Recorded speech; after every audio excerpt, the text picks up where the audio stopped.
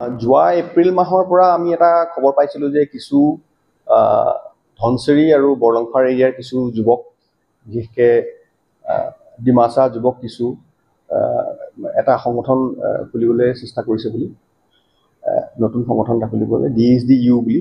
তাৰপিছত আমি তেতিয়াৰ পৰা আমাৰ অভিযান আৰম্ভ কৰিলোঁ। বিভিন্ন ধৰণৰ সময়ত আমি কেইবাবাৰো অপাৰেশ্যন চলালোঁ আৰু ফলস্বৰূপে যোৱাকালি তেখেতসকলৰ 10জন সদস্য আৰু লগত কিছু ৱেপন, এটা AK-47, 3টা পিষ্টল, গ্ৰেনেড আদি কৰি কিছু বস্তু তেখেতসকলে জমা দি পেলাই তেখেতসকলে আত্মসমৰ্পণ কৰে আৰু মূল সুঁতিলৈ ঘূৰি আহিবলৈ তেওঁলোকৰ ভুলটো বুজি পায় আৰু তেওঁলোকে মূল সুঁতিলৈ ঘূৰি আহিবলৈ তেওঁলোকে ইচ্ছা প্ৰকাশ কৰে আৰু তেখেতসকলে আমি সেইকাৰণে তেখেতসকলৰ চাৰেণ্ডাৰটো একচেপ্ট কৰিছোঁ।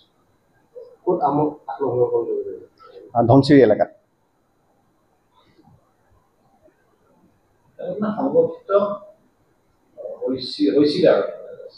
সংগঠন এতিয়ালৈকে তেওঁলোকে সম্পূৰ্ণৰূপে ডিক্লেয়াৰ কৰা নাছিলে, কিন্তু আমি গম পালোঁ গোপন সূত্ৰে যে তেওঁলোকে এনেকুৱা সংগঠন এটা বনাবৰ কাৰণে চেষ্টা কৰি আছে।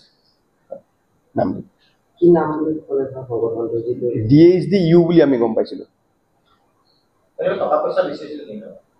আমি এনেকুৱা ধৰণৰ ৰিপৰ্ট, আনকনফাৰ্ম ৰিপৰ্ট পাইছিলোঁ, ক'ৰবাত তেনেকৈ গাঁৱত ভিতৰুৱা জেগাত কিছু পইচা বিচাৰি আছে বুলি অলপ চলপ তেনেকৈ, কিন্তু কোনো কমপ্লেইনেণ্ট আমি পোৱা নাই বা কাকো আমি ডাইৰেক্টলি তেনেকুৱা মানুহ পোৱা নাই।